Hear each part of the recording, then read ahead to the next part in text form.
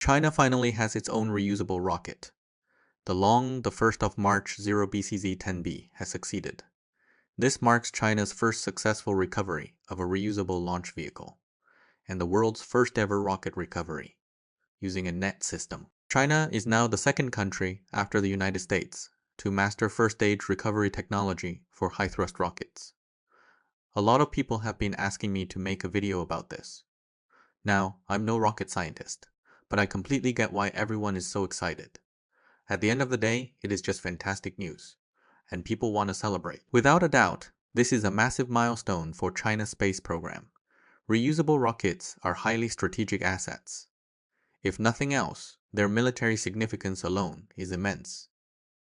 Previously, only the US possessed reusable rocket technology. This didn't just allow them to deploy massive satellite networks, like Starlink at breakneck speed.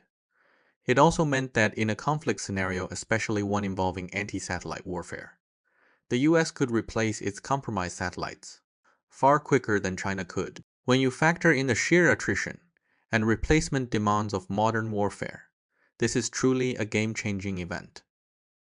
Yet, predictably, a wave of skepticism and dismissiveness has swept the internet. Critics are pulling up SpaceX specs and running endless comparisons, inevitably concluding that China is still miles behind. The refrain goes, Falcon 9 achieved recovery way back in 2015, and you're only getting there now. And even if China did it, they argue, this isn't 0-to-1 innovation. Chinese people just aren't cut out for breakthrough. 0-to-1 innovation. I can't say this perspective is entirely baseless, but personally, I believe innovation is far too complex to be neatly boxed into 0-to-1, vs 1-to-1, 100 categories. Today, I want to talk about what innovation actually requires to thrive, and whether the claim that China is bad at 0-to-1 innovation actually holds water. Let me start with my core premise. Innovation doesn't happen in a vacuum. It is the product of accumulated foundations. Specifically, it requires the accumulation of 5 key pillars: capital, talent, technology, supply chains, and data. Without this groundwork, so-called 0-to-1 breakthroughs are flat out impossible. SpaceX didn't just appear out of thin air. It was built squarely on top of these 5 accumulations. Let's trace SpaceX's rise and see if it truly was a 0-to-1 miracle.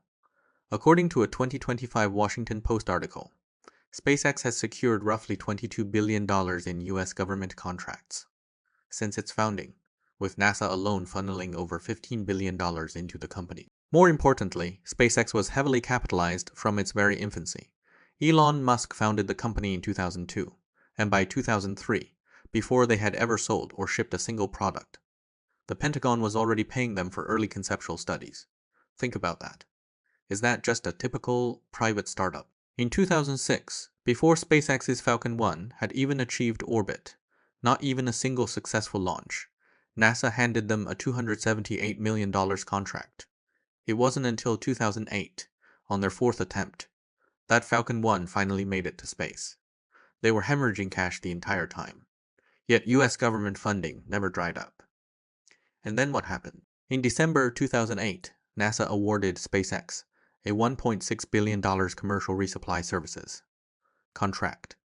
Gwynne Shotwell, SpaceX's former president, admitted in 2013, without NASA's support, SpaceX would probably just be scraping by. Musk himself noted at a 2012 press conference, after the Dragon capsule docked with the ISS, without NASA's help, we couldn't have founded SpaceX, let alone made it to where we are today.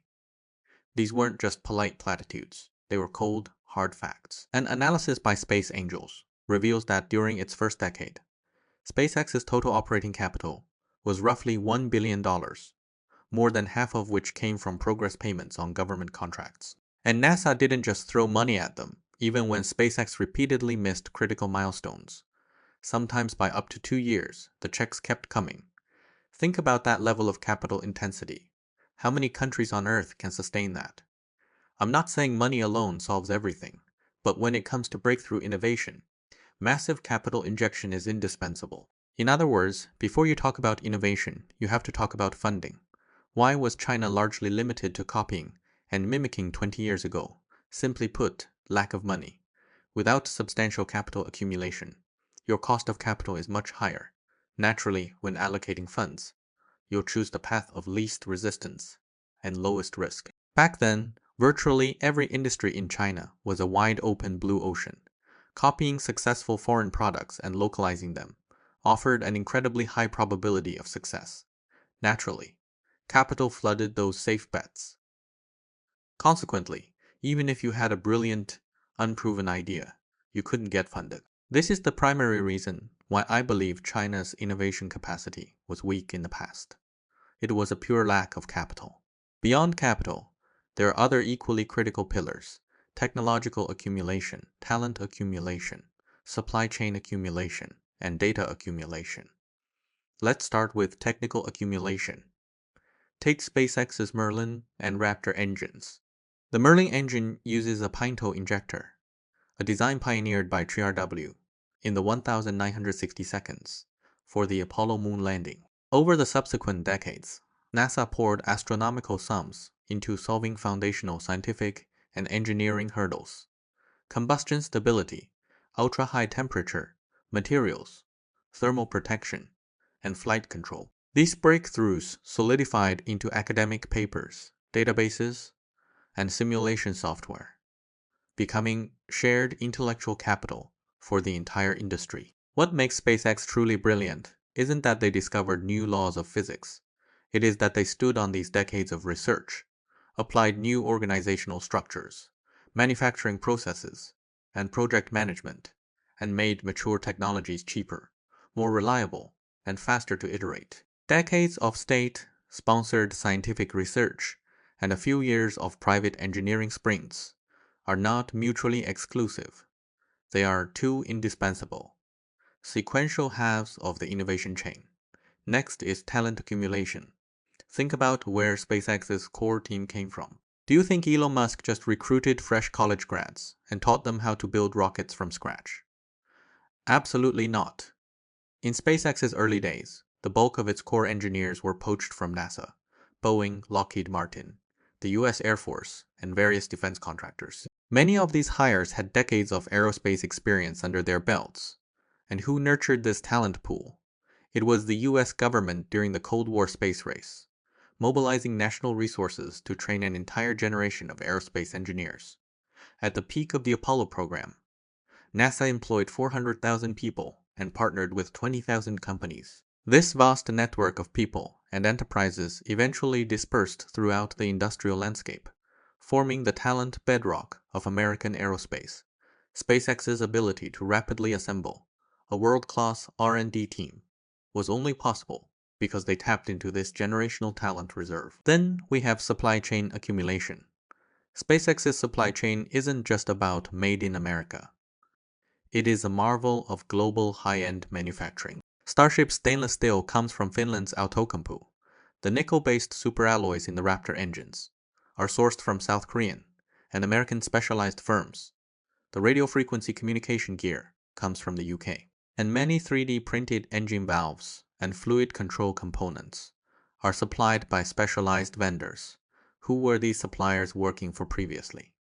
Boeing, Airbus, Lockheed Martin building engines, fighter jets, and submarines. Without this mature aerospace supply chain, SpaceX wouldn't have been able to build a single rocket.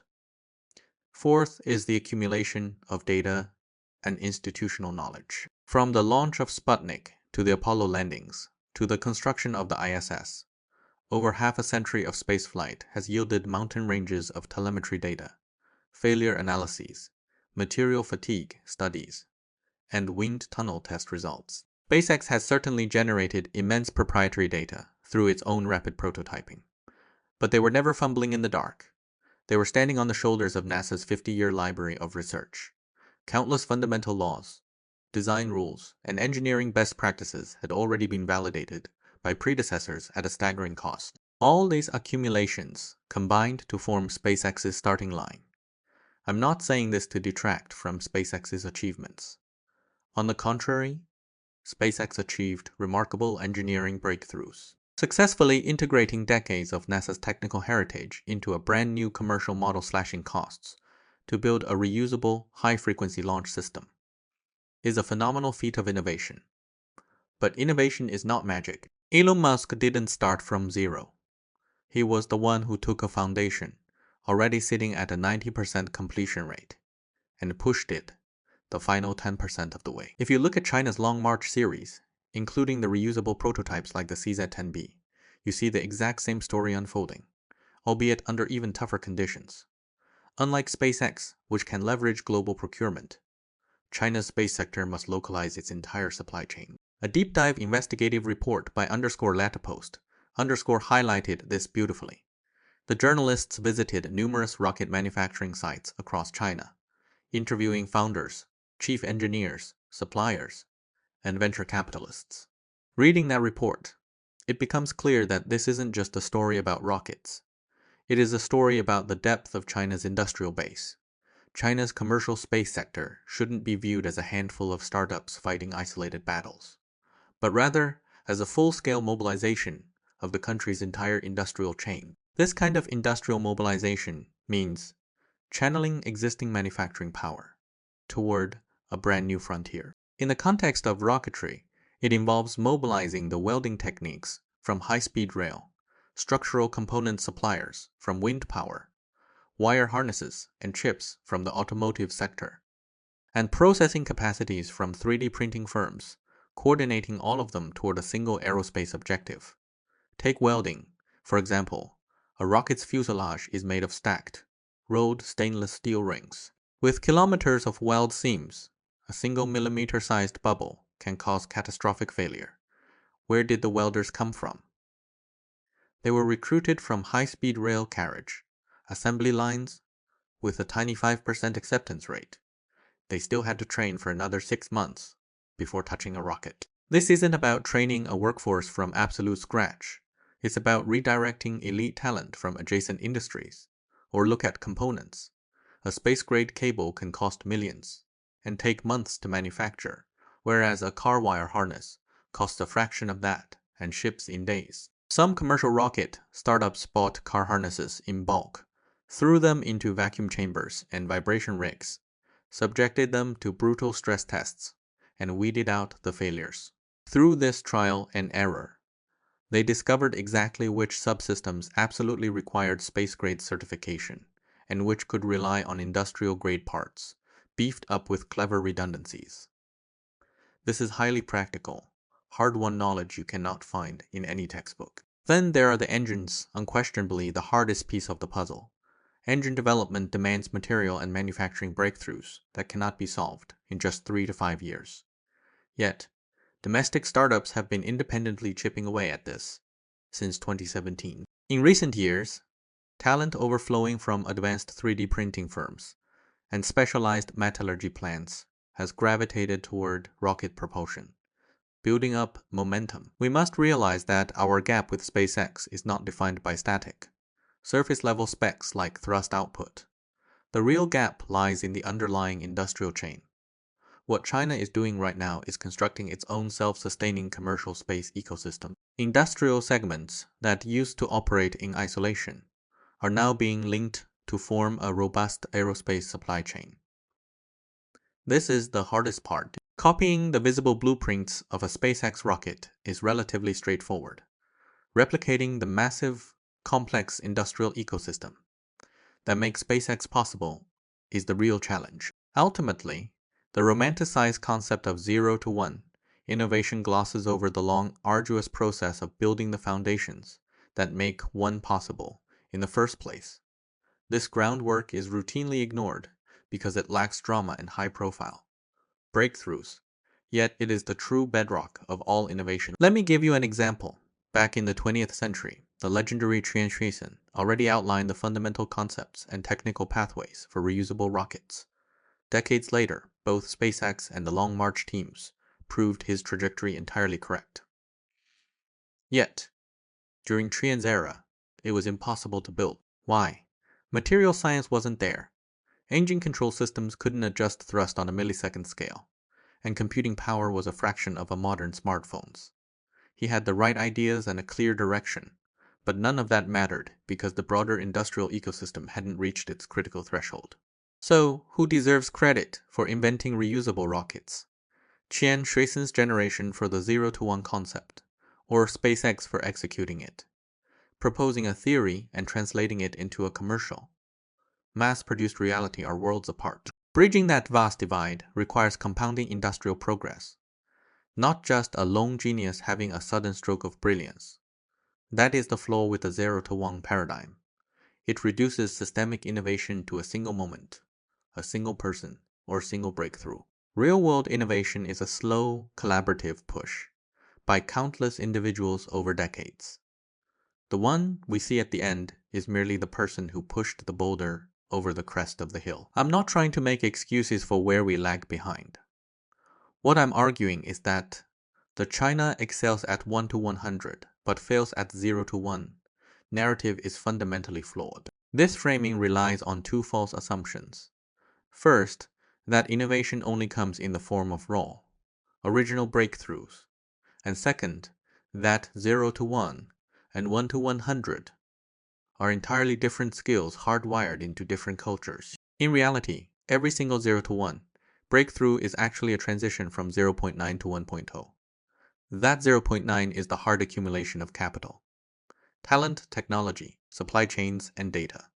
Until you reach that critical mass, no amount of innovative spirit will save you. Conversely, going from 1 to 1.0 is far more than simple copy-pasting.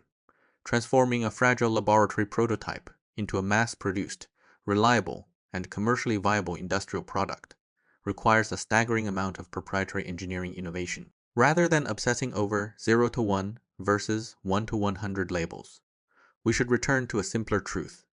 Innovation is a function of accumulation.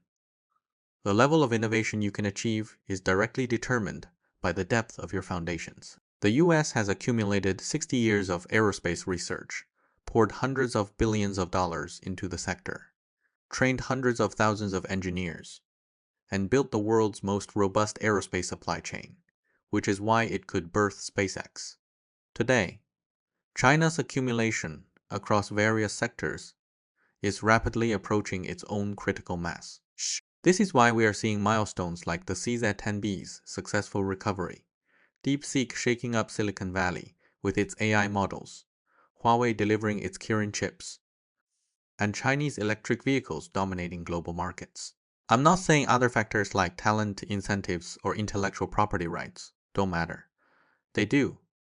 But the physical industrial foundation is the absolute prerequisite. The successful recovery of the CZ-10B proves that the foundation for China's commercial space industry, specifically the massive industrial ecosystem supporting it, has finally come together. And that is what truly matters.